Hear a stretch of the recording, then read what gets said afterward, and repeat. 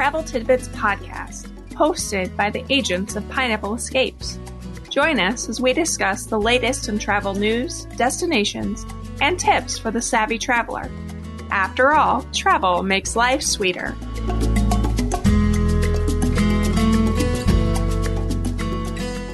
Hello, and welcome to the Travel Tidbits podcast.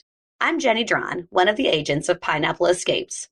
Today, I'm going to be talking with you about some tips and tricks to help make your trip to the Magic Kingdom just a little more magical.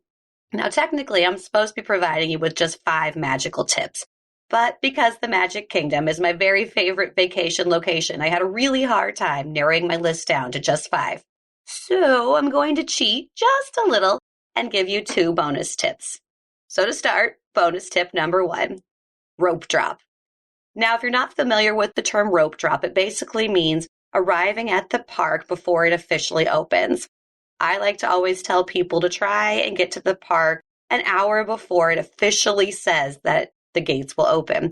This allows you time to get through any transportation mishaps that might happen, your bag checks, and just the general ticketing procedures so that you're ready as soon as the cast members literally drop the rope to allow guests to come into the park. This gives you prime location to some of the big rides. You can head there first before all the crowds and get in tons of rides before it gets too crowded at the park. You can ride so many rides in the first 2 hours if you just rope drop the park. It's amazing.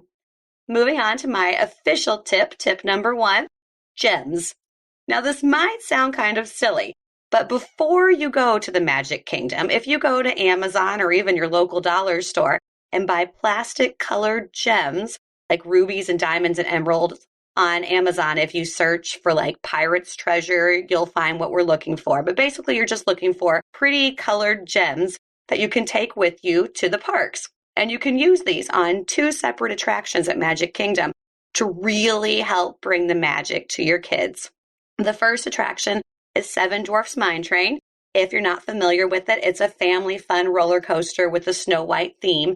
And in the middle of it, the roller coaster stops inside the mine where the 7 dwarves work. And you see Dopey with the gems in his eyes, and it's just all of these sparkling gems all around you. And it's at this point that you can pull out a gem from your pocket and say that you now have a gem from the 7 Dwarfs Mine Train. And your kiddos will think that that is just the coolest thing in the whole wide world. Another attraction that you can use these plastic gems on is Mickey's PhilharMagic. If you're not familiar, is a 4D kind of big screen movie experience. And the premise is that Mickey is getting ready to perform with his orchestra. And he solicits Donald to kind of help him out to get all the instruments set up. And Mickey tells Donald, "I've got to run for just a second. Don't touch my sorcerer's hat. Help me set up the instruments, but whatever you do, don't touch this hat." Well, of course, Donald being Donald, takes the sorcerer's hat, puts it on his head, and pandemonium ensues. And Donald has to go through all of these crazy hijinks to try and fix the situation that he's in. And one of the scenarios that he comes upon is in Ariel's grotto. And here there's a treasure chest, and the treasure chest opens, and these gems go flying about the room, and because you're wearing these 3D glasses, it feels like you can reach out and touch them. So as your kids are trying to reach out and grab these gems, you can pull out a gem from your pocket and hand it over to your kid, who will think that you are amazing and a magical wizard of your own. It's a super cool experience and one that I know I personally love doing with my kids. Moving on to tip number 2.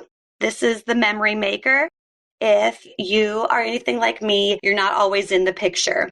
And it's kind of sad. I have all these pictures with my kids or my kids and my husband, but a lot of times I'm not in the picture.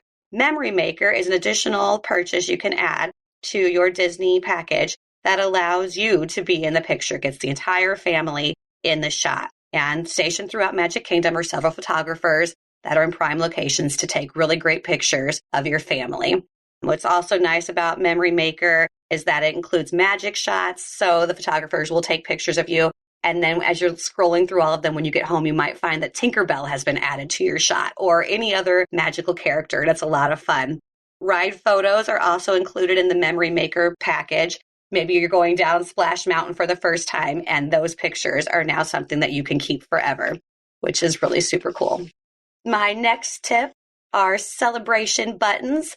Disney likes to recognize special occasions in different ways, and they do this by offering up complimentary buttons that you can get at the front desk or at guest relations. You can just go and ask for a button for things like your first visit, or maybe you just got married and this is your honeymoon. They even have just generic I'm celebrating buttons. They also have birthday buttons. When my son turned 8, he was able to get his birthday button, and all of the cast members treated him phenomenally. They all told him happy birthday.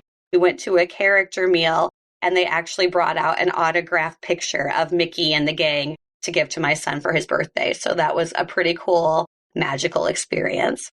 Tip number 4, the pre-park opening breakfast.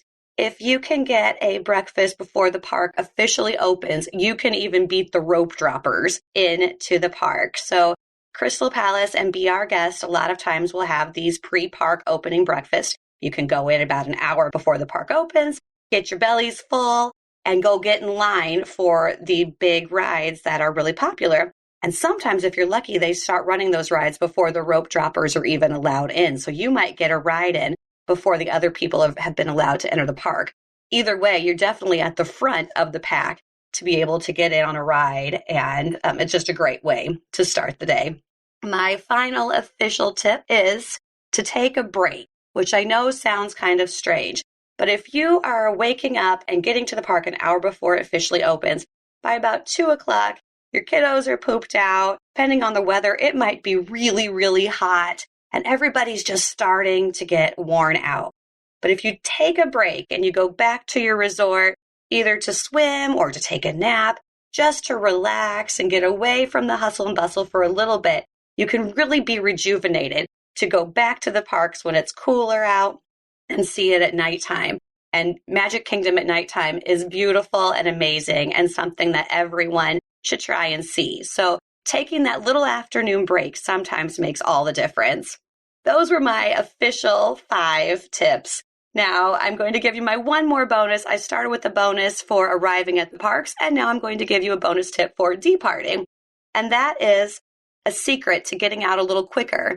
After the fireworks show, when they start back up again, or after a parade, everybody exits down Main Street. It's the only way you can get out of the park. So it's crowded, everybody's trying to get out, and it can be a little overwhelming. But instead of going down Main Street, you can go through the shops. All of the shops on Main Street are connected. So you can walk through the shops, passing the crowds that are in the middle, all congested in the road on Main Street. Just go through the shops, you'll beat the hustle and bustle and make it to the buses and the ferries and the monorail before all of those people who didn't know that there's a secret tip to get out of Magic Kingdom. And not having to wait in a really long line at the end of the night is another magical tip. With that, I hope you've enjoyed listening to some of my tips and tricks for making your Magic Kingdom vacation just a little more magical. If you're looking to book a trip to Walt Disney World, please consider reaching out to one of our agents. We're full of ways to help you spread the magic. This is Jeni Drawn with Pineapple Escapes. Have a magical day. We hope you've enjoyed today's episode of the Travel Tidbits podcast, hosted by Pineapple Escapes. Travel makes life sweeter. Let the experts help you plan a vacation with lasting memories.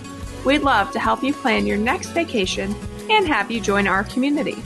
You can find us on the web at www.pineappleescapes.com and on Facebook and Instagram at Pineapple Escapes.